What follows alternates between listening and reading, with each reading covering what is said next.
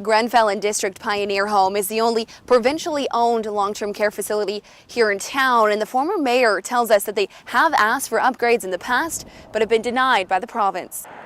Today marked the beginning of a lengthy process to turn this plot of land into federal crown land, meaning it would be an official urban reserve and be tax exempt. But as of right now, all I can tell you is that there's a heavy police presence. We don't have very much information at this point, but police are asking that you avoid the area if possible. Terry, due to safety concerns, 250 property owners in the Last Mountain Lake area will no longer receive natural gas services. Sask Energy says this will be permanent.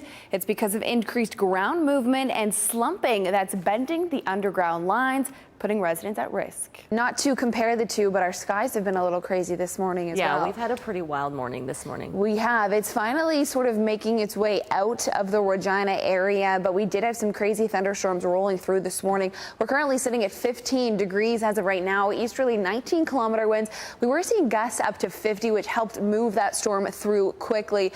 At Regina's co-op taxi, no one wants to work the night shift. We scared before nobody want to work in the nighttime because it's very dangerous. According to the co-op taxi president, it was a routine night for the driver. They say he picked up 3 customers, but then one stabbed the other in the back seat, and when the driver turned around to see what was going on, that's when he became the victim, suffering stab wounds to the head, the throat, and the chest.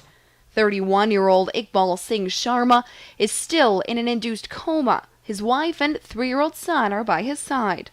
Because of a bylaw that came in effect in the city of Regina in 2015, every cab does have a working video camera.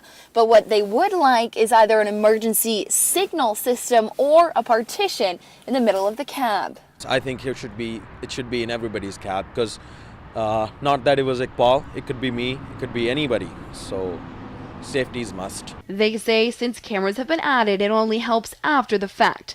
And what they're looking for is prevention. Almost every night we have a little bit, some very small one, but not big, not like this. This one happened like once, twice a year. Daljit wants to keep his drivers safe in a city that reports one of the highest violent crime rates. But he's worried that adding partitions could be seen as bad customer service.